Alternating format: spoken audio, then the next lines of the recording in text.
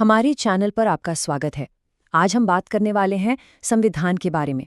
आखिर ये होता क्या है और बनता कैसे है, और जानते हैं इसकी शुरुआत हम करेंगे माफ़ी की एक बहुत ही दमदार कहानी से।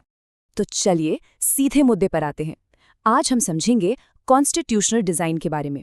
ये पता लगाएंगे कि कैसे कुछ नियम, कुछ कानून सिर्फ एक किताब बनकर नहीं रह जाते, बल्कि किसी भी देश की, कह सकते हैं, उसकी पहचान बन जाते हैं।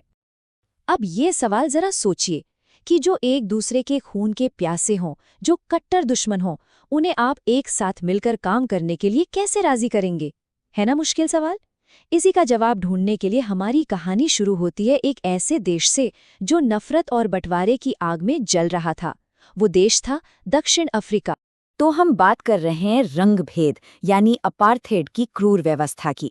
ये कोई आम भेदभाव नहीं था, ये एक सरकारी नीति थी, एक कानून जिसने लोगों को सिर्फ उनकी चमड़ी के रंग की वजह से बांट दिया और लाखों जिंदगियां बर्बाद कर दी।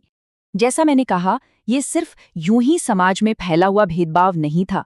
नहीं, ये देश का कानून था, सरकार ने इसे लागू किया था। मतलब सरकार की नज़र में नफरत करना ऑफिशियल पॉलिसी थी। सोचिए जरा सोचकर देखिए कि आप अपने ही देश में एक पराये की तरह जी रहे हैं। आपके बच्चों के स्कूल अलग, आपके अस्पताल अलग, यहाँ तक कि बसें और टॉयलेट तक अलग। वोट देने का हक नहीं, अपनी बात कहने का हक नहीं, बस इसलिए क्योंकि आपकी चमड़ी का रंग अलग है। इसी को कहते हैं एक दर्दनाक, गहरी असमानता की व्यवस्था। और हाँ, इस अन्याय के खिलाफ आवाज उठाने की कीमत बहुत भारी थी। नेल्सन मंडेला जैसे महान नेता ने अपनी जिंदगी के लगभग 30 साल जेल में बिता दिए, सिर्फ इसलिए क्योंकि उन्होंने इस नाइंसाफी के खिलाफ आवाज उठाई थी। तो फिर एक लंबा संघर्ष चला और आखिरकार ये जालिम व्यवस्था खत्म हुई। लेकिन अब एक नया और शायद उससे भी बड़ा सवाल खड़ा हो गया। सवाल ये था कि जिन लोगों ने एक दूसरे पर इतने जुल्म ढाए हैं, वो एक साथ एक देश में बराबरी से कैसे रहेंगे, कैसे एक दूसरे पर भरोसा करेंगे? देखिए, ये सफर बिल्कुल आसान नहीं था। बरसों के विरोध के बाद जब रंगभेद खत्म हुआ, तो दोनों तरफ के नेता साथ बैठे, अश्वेत भी और श्वेत भी, और उन्होंने एक बहुत ही हिम्मत वाला फैसला लिया कि हम अतीत को भूलेंगे नहीं, बल्कि उससे सीखकर एक साथ एक नया भविष्य बनाएंगे। और इसका हल क्या निकला? हल था कुछ ऐसे बुनियादी नियम बनाना जिन पर दोनों पक्ष, जिन्होंने जुल्म किया वो भी और जिन्होंने जुल्म सहा वो भी, दोनों भरोसा कर सकें। और इन्हीं नियमों के सेट को हम कहते हैं एक संविधान। तो दक्षिण अफ्रीका की कहानी हमें एक बहुत बड़े सवाल तक ले आती है। ये सवाल सिर्फ दक्षिण अफ्रीका का नहीं, हर देश का है कि आखिर किसी भी देश को संविधान की जरूरत क्यों पड़ती है। चलिए इसी को समझते हैं। देखिए, संविधान के 4 बड़े काम होते हैं। सबसे पहला, ये अलग अलग तरह के लोगों के बीच एक भरोसा और तालमेल बनाता है। दूसरा, ये साफ साफ बताता है कि सरकार कैसे बनेगी और किसके पास क्या ताकत होगी। तीसरा, जो कि बहुत जरूरी है, ये सरकार को बेलगाम होने से रोकता है और नागरिकों के अधिकारों की रक्षा करता है।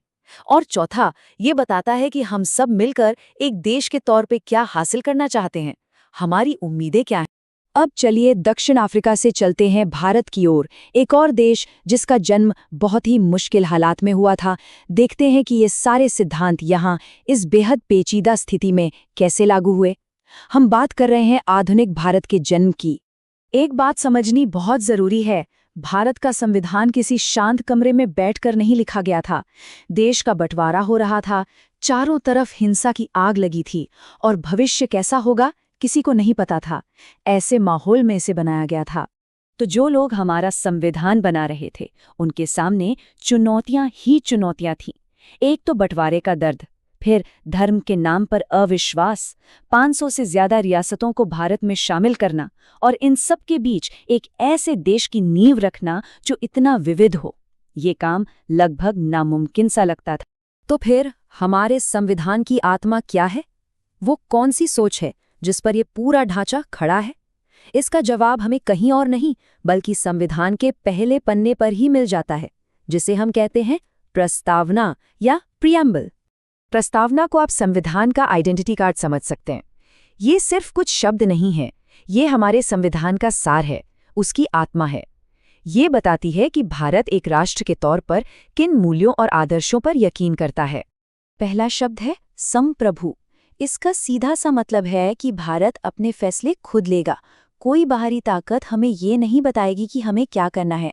सैकड़ों सालों की गुलामी के बाद ये कहना कि अब हम अपने मालिक खुद हैं, एक बहुत बड़ी बात थी। फिर आता है समाजवादी। अब इसका मतलब ये नहीं कि सबकी दौलत छीनकर बराबर बांट दी जाएगी। नहीं, इसका मतलब ये है कि देश के संसाधनों पर सबका हक हो, ताकि अमीर और गरीब के बीच की खाई कम हो और समाज की भलाई को सबसे ऊपर रखा जाए। अगला मूल्य है धर्मनिरपेक्ष। इसका मतलब है कि सरकार का अपना कोई धर्म नहीं होगा। सरकार की नज़र में सभी धर्म बराबर हैं। हर किसी को अपना धर्म मानने, न मानने, उसका प्रचार करने की पूरी आज़ादी है, बिना किसी भेदभाव के। और फिर लोकतांत्रिक गणराज्य। इसका मतलब है कि देश का मुखिया कोई राजा या रानी नहीं होगा, बल्कि एक चुना हुआ प्रतिनिधि होगा। असली ताकत हम लोगों के हाथ में है। हम अपनी सरकार चुनते हैं और वो सरकार हमारे प्रति जवाबदेह होती है। लेकिन एक बात और है, संविधान पत्थर की लकीर नहीं होता। वो कोई ऐसी चीज नहीं है जिसे लिखकर म्यूजियम में रख दिया जाए। नहीं, उसे समय के साथ बदलना पड़ता है, विकसित होना पड़ता है। और ये बात हमारे संविधान निर्माता जैसे डॉक्टर B.R. अम्बेडकर बहुत अच्छे से जानते थे। उन्हें पता था कि आने वाले समय में समाज बदलेगा, जरूरतें बदलेंगी। इसीलिए उन्होंने संविधान में बदलाव करने यानी संशोधन करने का रास्ता भी बनाया, ताकि हमेशा जिंदा और प्रासंगिक बना रहे। तो जाते जाते एक सवाल आपके लिए छोड़ जाते हैं। संविधान एक राष्ट्र का खुद से किया गया वादा है।